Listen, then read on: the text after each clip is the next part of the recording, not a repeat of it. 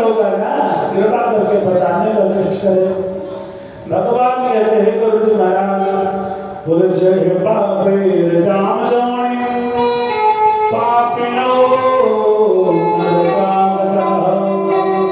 नरक से जो पापी प्राणी आए हुए रहते हैं उसका अलग अलग चिन्ह होता है। बोले क्या?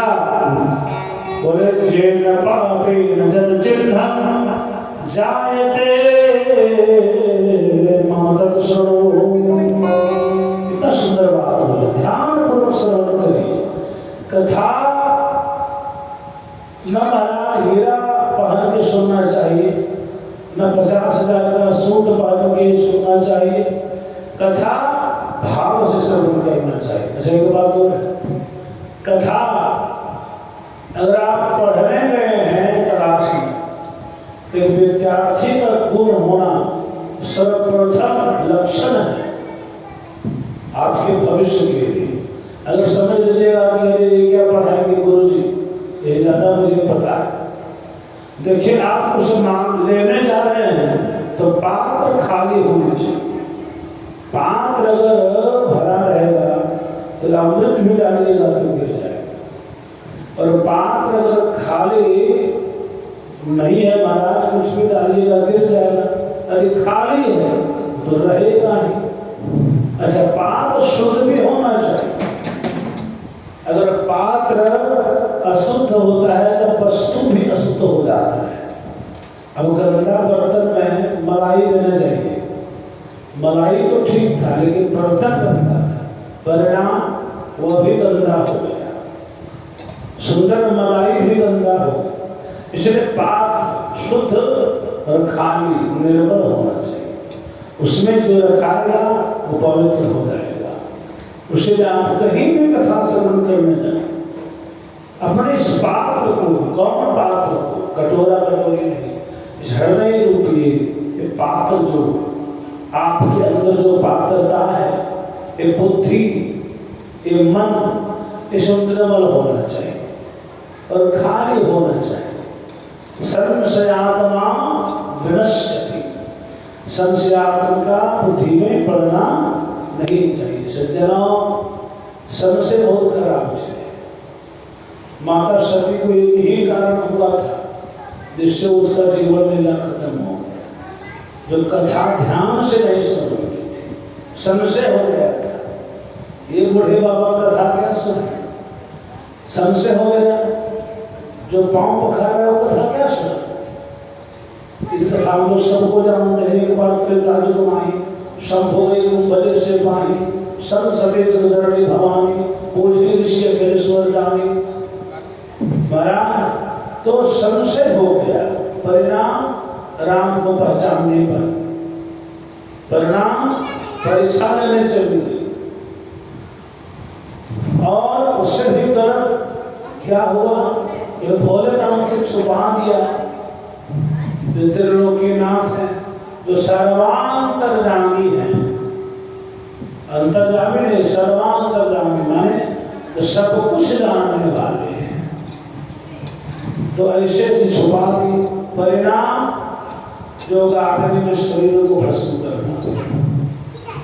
तो इसलिए संशय आत्मा में बारिश जब होती है ना तो पानी तो हर जगह पड़ता है, पूरे मैदान में, पूरे टाउन में। ये ठहरता वही है जहाँ गहराई होती है, पड़ता है तो हर जगह और बराबर मात्रा, लेकिन हर जगह पानी नहीं टिकता है जहाँ गहराई होती है। अब भले अगर एक टाउन में तो ही गहरा है तो वही पानी टिकने वाला है, बाकी कहीं पानी टिकने वाला नहीं है।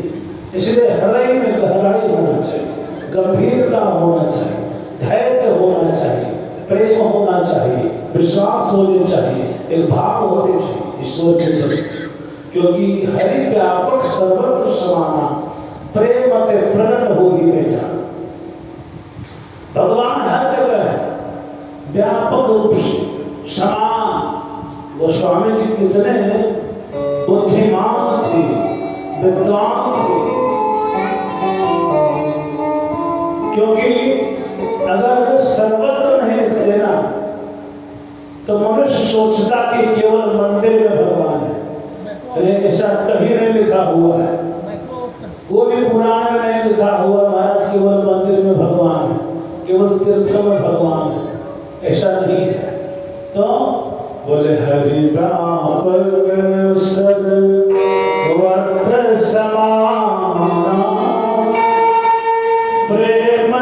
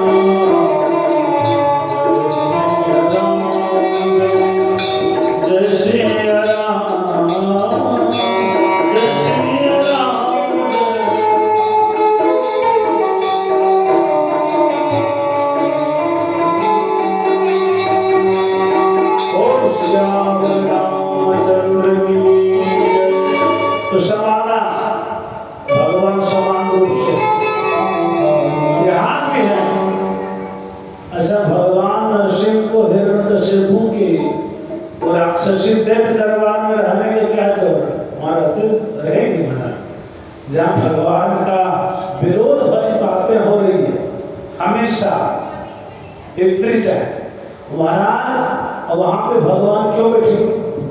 आपका शिकायत कहीं होगा तो रहिएगा, आप एक पल में रहिएगा महाराज, चाहे कितना ही देशी हो आपका। तो भगवान हिरण्यकशिपु के दरबार में थे वहाँ, लेकिन प्रहलाद जी का विश्वास इतना दृढ़ था कि भगवान को उसके भी दरबार में खम्भे से धार करना पड़ा। बोल नरसिंह भगवान की जय। तो महाराज विश्वास ऐसी चीज है कि क्या है, और विश्वास जमता है निर्मल मन में और कहीं नहीं। विश्वास कहाँ दृढ़ होता है? निर्मल मन होना चाहिए। संशय आत्मा विनश्यति। अगर भक्ति में संदेह आ गया, भक्ति कदापि सफल नहीं हो सकती। भक्ति दृढ़ होनी चाहिए। तो शर्त है प्रेम के प्रति। प्रेम अगर कोई करे तो भगवान कहते हैं हमसे प्रेम ही तो नहीं करता है, प्रेम करता है संसार। अगर हमसे उससे आधा भी प्रेम कोई करे, संसार इतना मत कर, उससे आधा भी करे तो मैं उसको बेड़ा पार लगा। मनुष्य संसारिक प्रेम के लिए कई लोग होते हैं, जान त्याग देता है, प्राण त्याग देता है। अरे भैया, ऐसे लोग धरती के बोझ मानते हैं, धरती का भार बढ़ाने वाले ऐसे लोग।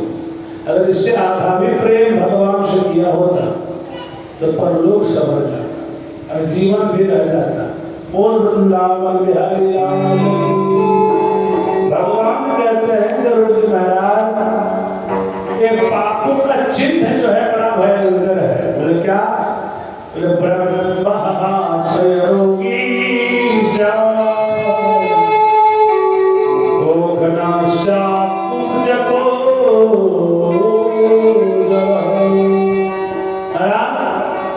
ब्रह्म हत्या तो करते हैं या करवाते हैं, वो टीबी के बीमारी से पीड़ित हो जाते हैं। और बीमारी क्षय रोगी, इसको टीबी कहते हैं। और गौ हत्या करने वाले क्या पहचान है महाराज? बोले गौ घनाश्यात कुब्जा, वो कुब्जा होता है टेढ़े मेढ़े अंग वाला, समझे गो हत्या इसने करवाया है या किया है। और बड़ा कन्या घाती भवेत पुष्टि,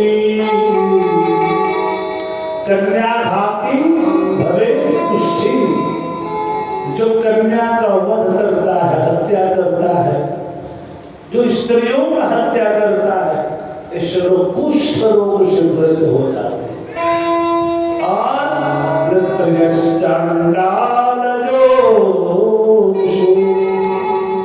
इसको चांडाल चोरी वाला समझना चाहिए। ये तीनों का जिससे पहचान, ब्रह्म हत्या, गौ हत्या और स्त्री हत्या, इसको करने वाला चांडाल जोड़ी में जाता है। बोल वृंदावन बिहारी लाल की। और स्त्री घाती गर्भपाती च पुलिंदो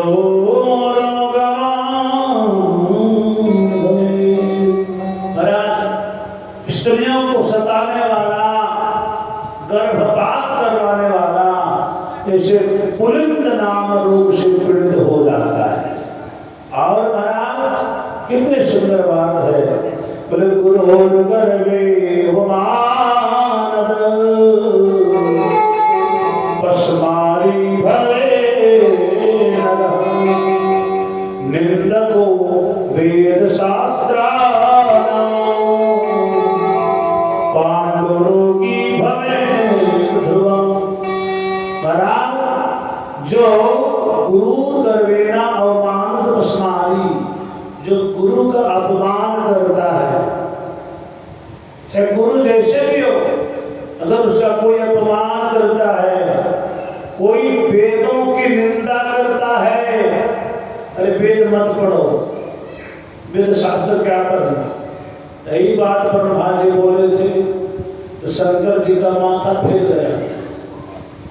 भोलेनाथ है तो बड़े भोले, याद फुटता है तो उनसे आग ही निकलता है, धुआं नहीं निकलता। जब उनको गुस्सा आता है तो कालों के काल महाकाल है। अच्छा, ब्रह्मा जी आपको वही देंगे जो आपको कर्म का पार में लिखा है, उससे ज्यादा ब्रह्मा जी नहीं दे सकते। विष्णु जी उतने देंगे जितना भाग्य में आपका है, उससे ज्यादा वो देने वाले नहीं है। लेकिन भोलेनाथ जो है, इनका हिसाब किताब थोड़ा अलग है। भोलेनाथ है, उनके पास असंभव तो पहले है नहीं, कुछ संभव है, लेकिन उसके लिए योग्यता होनी चाहिए। देखिए, फांसी का ऑर्डर आ जाए कोई बचा नहीं सकता है, लेकिन अगर प्रेसिडेंट साहब, राष्ट्रपति का अगर आपके ऊपर दया आ गई तो उनका अथॉरिटी है कि वो आपके फांसी को भी रुकवा सकते। तो इससे हर एक जगह का बात है, हर एक आदमी का डिपार्टमेंट। तो ये महाकाल है, महाकाल है, कालों के काल महाकाल। भावी में सतही त्रिपुरा, महाराज मृकुंडु मुनि के पुत्र मारकंडे के बारे में सभी जानते हैं। जब उनके पिताजी कोई संतान नहीं था, ध्यान की तपस्या की, भोलेनाथ आ गए, वरम प्रयात वर मांगो, बोले पुत्र चाहिए, अच्छा होगा कम दिन जिएगा, बुरा होगा बहुत लंबा जिएगा। बोले अच्छा वाला दीजिए महाराज। भोलेनाथ को ठीक था, संतान हो गया, लेकिन हृदय में धक धक धक धक चलने लगा। 5 साल की आयु है महाराज, 4 साल भी तक देखते देखते, अब तो लगा 1 साल की बात है। बेटा को बताया नहीं थे, लेकिन वैसे 4 साल बीता बताती बेटा, ऐसी ऐसी बात है। तो महाराज चले गए संत के पास। संत के पास जब चले गए महाराज, बोले क्या करें? बोले काम करो, सभी संतों को प्रणाम करो। बोले कैसे जानेंगे कौन असली है कौन नकली?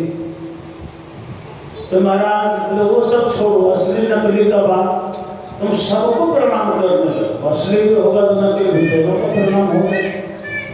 तो तीर्थों में गए सबको प्रणाम करवाने लगे, बेटा प्रणाम करो।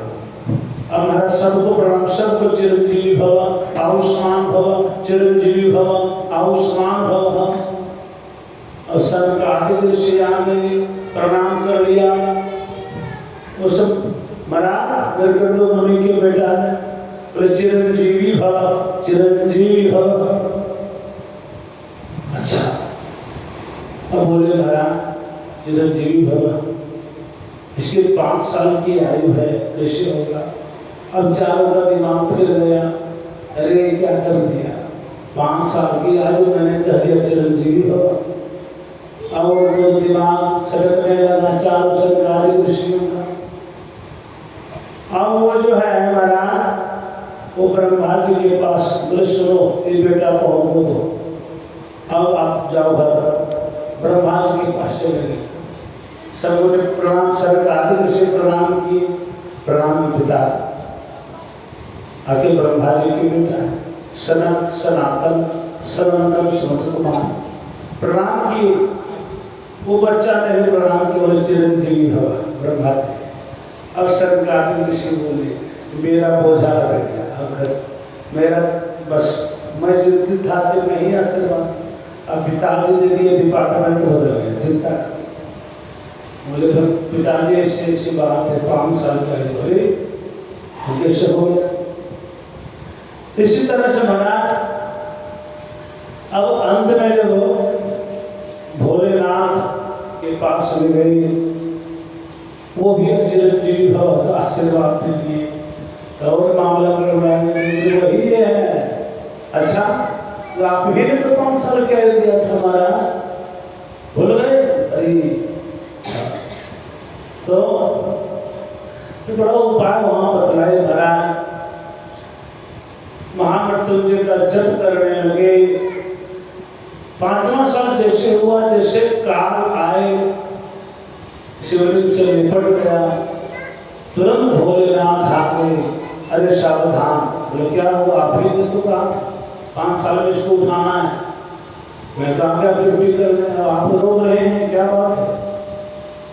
बोले बड़ा कौन है? हम है कि तुम है? तो बाबा आप ही तो महावीर हैं, देवों के देव, आपकी आगे सर आप। बोले मैं क्या कह रहा हूँ? बोले क्या? बोले 5 दिन का आयु था ना। हाँ, बोले देखो ब्रह्मा जी के कितने युग बीतते हैं तब एक दिन होता है, फिर कितने युग तब एक रात, ऐसे जोड़ लो। इतना तो सृष्टि कितना बदला जाएगा ना, वही 5 दिन का हिस्सा है। बोल बिहारी लाल की, तो भोलेनाथ की कृपा हो जाए तो कुछ भी असंभव नहीं। भावी मेरठ सही कृपा। बोल वृंदावन बिहारी लाल की जय। कल्याण खुश रहो, पढ़ो लिखो आगे बढ़ो। वृंदावन बिहारी लाल की जय। आइए थोड़ा हम भगवान का नाम लें। अनमोल तेरा जीवन यूं ही गवाना है,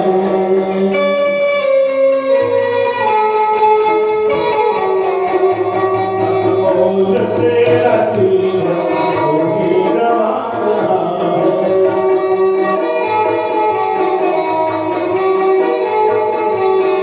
इस बार तेरी मंजिल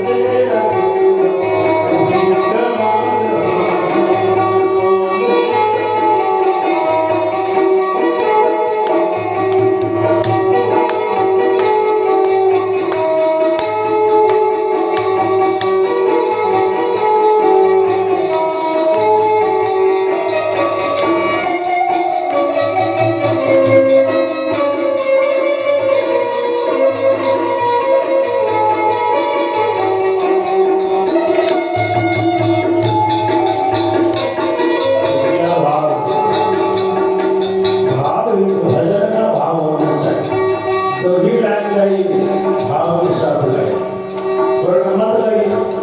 फिर उसे कहा जाता है दुनिया का कोई भी काम करिए मन से करिए, वरना मत करिए। भाव है, क्या भजन का भाव है? ओ सपनों के नींद में ही ये रात ढल न जाए,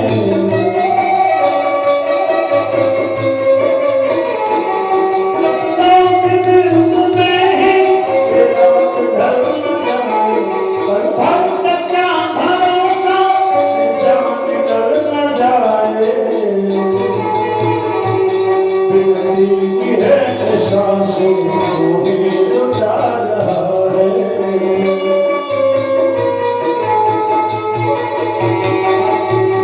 बिनती है कि ऐसा को ही लुटा रहा है।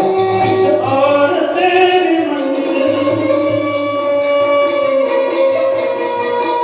इस और तेरी मंजिल, इस और जा रहा तेरा दिल।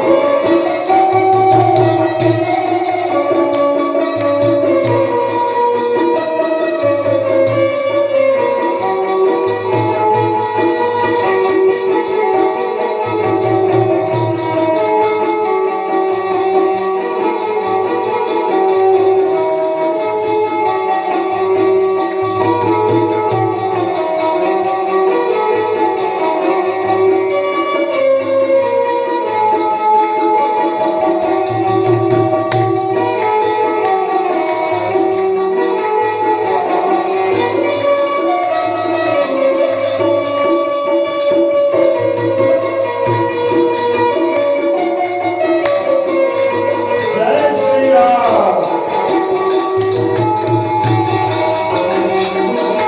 देखिए, ये जीवन अनुभव जो है न बिताइए, इसका भाव है।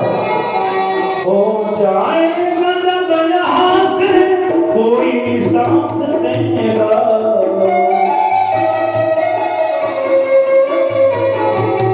जाएगा जब यहाँ से कोई न साथ देगा,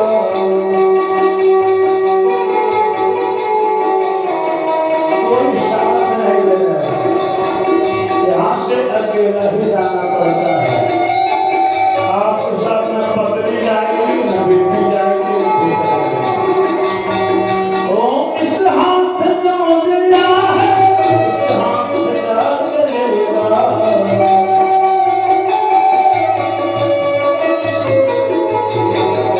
मुक्ति है खेती तो ही गंवा रहा,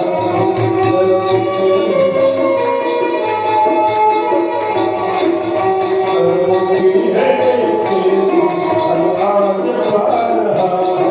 इस बार तेरे मन हो, इस बार तेरे मन, इस बार जा रहा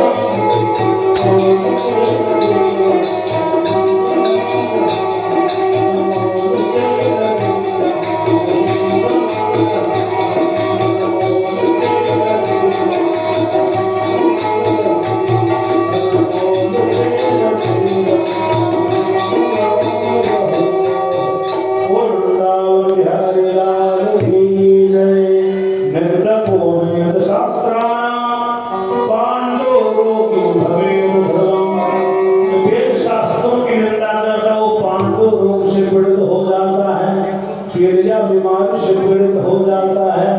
और महाराज बोले कोट साक्षी भवे नमोगा, कितने सुंदर बात। तो कोट साक्षी भवे नमोगा, झूठी गवाही जो देते हैं वो गुमराह हो जाते हैं। इसलिए मुख को व्यर्थ के काम में उपयोग नहीं करना चाहिए, सदुपयोग में करें। ज्यादा बोलना अवगुण हो जाता है, और लयबद्ध तरीके से बोलने से महाराज, कम बोलने से आपके वाणी में गंभीरता होगी। जितना कम बोलिएगा उतना ही आपकी वाणी में शक्ति है, उतना ही आप एकनिष्ठ हो जाएंगे। जो चाहेंगे सो कर सकते हैं, आपकी वाणी में जस आता है। इसलिए माया कूट साक्षी भवे न होगा, व्यर्थ का बात नहीं, झूठी बात नहीं, झूठी गवाही नहीं। ऐसा कोई वचन ना बोले जिससे किसी को दुख। कोई बोल दे तो अपने आप सहन करिए, भगवान को सब देख रहे हैं। अब वो जब चक्की चलाते हैं तो भले भले सीधे हो जाए उनके सामने, क्यों क्या सपरा महाराज। तो वो काल के चक्र से बड़ा कोई धरती में नहीं होता है। और वृंदावन बिहारी लाल की जय। इसलिए कोट साक्षी भवे नमो काना सात पंक्ति भेद कहा। पंक्ति का भेद करने वाला काना हो जाता है। बीच पंक्ति में आप बैठे हैं, कोई भी लायक हो, सामाजिक हो, आपको वहां से अपने मन से क्रिया नहीं करनी। जो भी होगा पंगत में सबके बराबर निमित्त मात्र से होगा। क्योंकि पंगत में अगर भेद होता है माना बहुत बड़ा दोषी होता है। जिसको जीवन में मन में ठीक से नहीं पहुंचा है उससे ठीक नहीं होता है।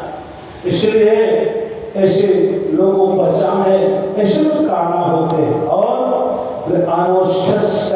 विवाह जनांध पुस्तकम हरे, विवाह में विघन करते हैं। आखिर शादी ठीक होने में महाराज आप फिट कर रहे विवाह, किसी न किसी प्रकार का पाप छिड़ रहा है, विघन कर रहा है, मंगल में अमंगल कर रहा है। ऐसा अनवस्था ओष्ठ कटा हुआ रहता है। और महाराज जन्मांध पुस्तकम हरे, तो पुस्तक का चोरी करता है, जन्मांध हो जाते हैं।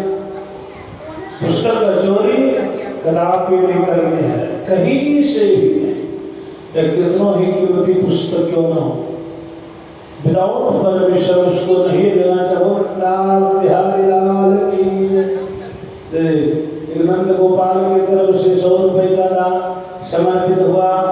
और बाकी बिहारी लाल की जय, सांवरे सरकार की जय। और लघु ब्राह्मण पदाघात